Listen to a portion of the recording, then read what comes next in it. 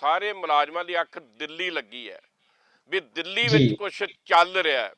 ਕੋਈ ਪੁਰਾਣੀ जी ਪੈਨਸ਼ਨ ਬਹਾਲ ਕਰਨ ਦੀ ਗੱਲ, ਜਾਂ ਪੁਰਾਣੀ ਪੈਨਸ਼ਨ 올ਡ ਪੈਨਸ਼ਨ ਵਿੱਚ ਥੋੜੀਆਂ ਬਹੁਤੀਆਂ ਸੋਧਾਂ ਕਰਨ ਦੀ ਗੱਲ, ਜਾਂ ਕੋਈ ਵਿਚਲਾ ਰਸਤਾ ਲੱਭਣ ਦੀ ਗੱਲ ਚੱਲ ਰਹੀ ਹੈ। ਅਸਲ 'ਚ जी ਸਚਾਈ ਕੀ ਹੈ?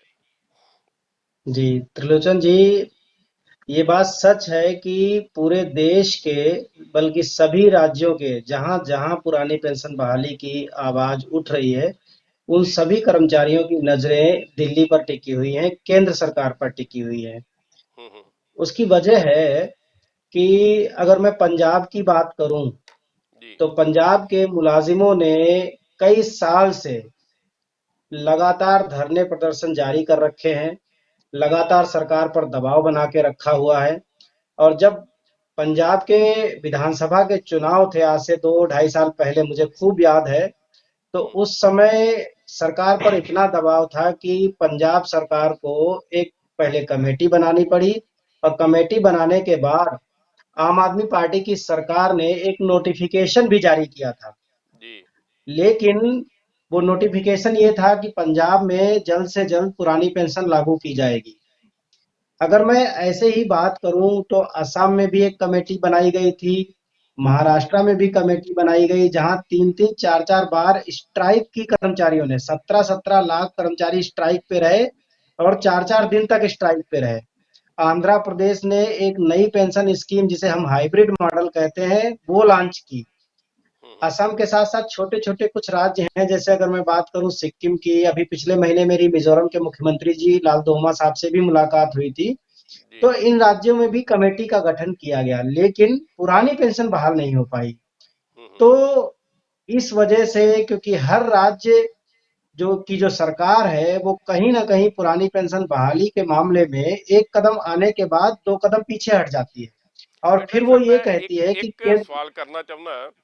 ਪੰਜਾਬ जी 'ਚ ਪੰਜਾਬ ਦੇ ਮੁੱਖ ਮੰਤਰੀ ਭਗਵੰਤ ਸਿੰਘ ਮਾਨ ਹੋਣਾ ਨੂੰ ਦੋ ਤਿੰਨ ਵਾਰ ਡੈਪੂਟੇਸ਼ਨ ਮਿਲਿਆ ਇਸ ਮੁੱਦੇ ਤੇ, ਔਰ ਸੀਐਮ जी ਸਾਹਿਬ ਦਾ ਇਹ ਕਹਿਣਾ ਵੀ ਯਾਰ ਸਾਡਾ 20,000 ਕਰੋੜ ਰੁਪਈਆ ਕੇਂਦਰ ਕੋਲ ਫਸਿਆ।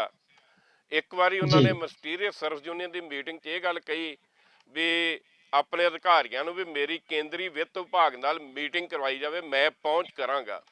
ਔਰ ਹੁਣ जी ਫਿਰ 1 ਜੁਲਾਈ ਨੂੰ ਫਗਵਾੜੇ ਮੀਟਿੰਗ ਹੋਈ, ਉਦੋਂ ਵੀ ਸੀਐਮ ਸਾਹਿਬ ਨੇ ਇਹ ਗੱਲ ਕਹੀ ਵੀ ਸਾਡਾ ਯਾਰ 20,000 ਕਰੋੜ ਰੁਪਇਆ ਫਸਿਆ, ਉਹਦਾ ਕੋਈ ਜੁਗਾੜ ਲਾ ਰਹੇ ਆ ਤੇ ਪੁਰਾਣੀ जी ਪੈਨਸ਼ਨ ਤੇ ਬਹਾਲ ਕਰਾਂਗੇ। ਇਹ ਜਿਹੜਾ ਨੁਕਤਾ जी ਆ ਰਿਹਾ ਵੀ 20,000 ਕਰੋੜ ਰੁਪਇਆ ਪੰਜਾਬ ਸਰਕਾਰ ਲਏਗੀ ਵਾਪਸ, ਫਿਰ ਪੈਨਸ਼ਨ ਲਾਗੂ करेगी, ये संभव है?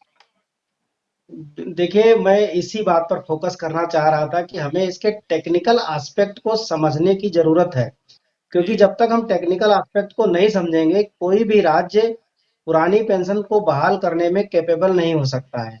मैंने हम्म। इसी बात के लिए आपको आंध्र प्रदेश, महाराष्ट्र, पंजाब, असम जैसे राज्यों के एग्जाम्पल दिए। जी। देखिए, पंजाब की अगर मैं बात करूं, तकरीबन तकरीबन 1 से 2 लाख के बीच में एनपीएस के कर्मचारी हैं, जिनका हर महीने एनपीएस में 10% सैलरी कट करके एनएसडीएल यानी नेशनल सिक्योरिटी डिपॉजिटरी लिमिटेड के पास चली जाती है। जी। और उसके एवज में पंजाब सरकार 14% कंट्रीब्यूट करती है। इसका मतलब ये हुआ कि जितने भी मुलाजिम हैं पंजाब में, उनकी लगभग 24% सैलरी हर महीने हम्म। डिडक्ट होकर के एनपीएस के माध्यम से इन्वेस्ट हो जाती है। अब वो जी। इन्वेस्ट हो जाती है एलआईसी, यूटीआई और एसबीआई के पास चली जाती है, बराबर बराबर हिस्सों में। एलआईसी, यूटीआई और एसबीआई उसको गवर्नमेंट सिक्योरिटीज और इक्विटीज में लगा देते हैं। अब ये पैसा टोटल 85% इक्विटीज में यानी शेयर मार्केट में लगा है, और 15% लगा है गवर्नमेंट की लॉन्ग टर्म इन्वेस्टमेंट पॉलिसी कह लीजिए, बचत पत्र कह लीजिए, या फिर उन्हें सिक्योरिटीज कह लीजिए, उनमें लगाया गया है। अब हम्म। जैसे पंजाब सरकार कहती है कि अगर हम ओल्ड पेंशन स्कीम को बहाल भी करना चाहते हैं, हम्म। तो ये जो 14% गवर्नमेंट का और 10% जो कर्मचारियों का कट करके इन्वेस्ट हो गया, मार्केट में चला गया, हम्म। ये पैसा कैसे मिलेगा? क्योंकि ओके। कर्मचारियों की डिमांड है जीपीएफ अकाउंट खोले जाए, तो जो कर्मचारियों का पैसा कट के गया उसको जीपीएफ में ट्रांसफर करना पड़ेगा।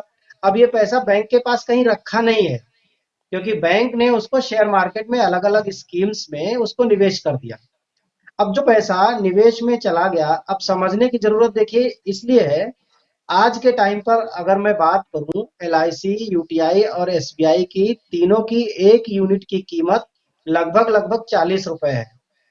इसका मतलब ये है कि अगर मेरे पास 40 लाख रुपए हैं तो वहां पर मेरे पास 1 लाख यूनिट्स हैं या 1 लाख शेयर है, ऐसे समझ जी लीजिए। जी जी। और अगर सरकार एनपीएस को स्क्रैप करती है, रद्द करती है, तो जाहिर सी बात है कि इन यूनिट्स की वैल्यू नीचे आने की संभावना है।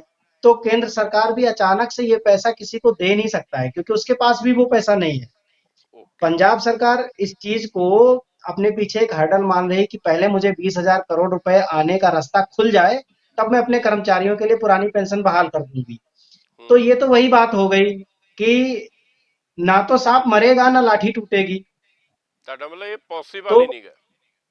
ये ये ये तब तक पॉसिबल नहीं है, क्योंकि अगर मैं जैसे कुछ कुछ राज्यों की मैं बात करूं, उत्तराखंड जैसे राज्य की अगर मैं बात करूं, तो इकोनॉमिक रूप से हालात ये हैं कि ये हर महीने 300-400 करोड़ रुपए का मार्केट से लोन उठाते हैं, तब जाकर के कर्मचारियों की सैलरी दे रहे हैं।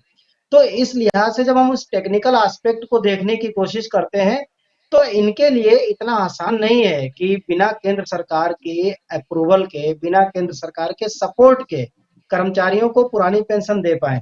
मैं ये मान लेता हूं कि ये पुरानी पेंशन बहाल करना भी चाहते हैं, कर भी रहे हैं। तो दिक्कत ये आएगी कि क्या वो पुरानी पेंशन की नियम के हिसाब से अपने रिटायरीज को पेंशन दे पाएंगे या नहीं दे पाएंगे। कागज पे पेंशन देना और धरातल पर पेंशन देना, दोनों में जमीन आसमान का अंतर है।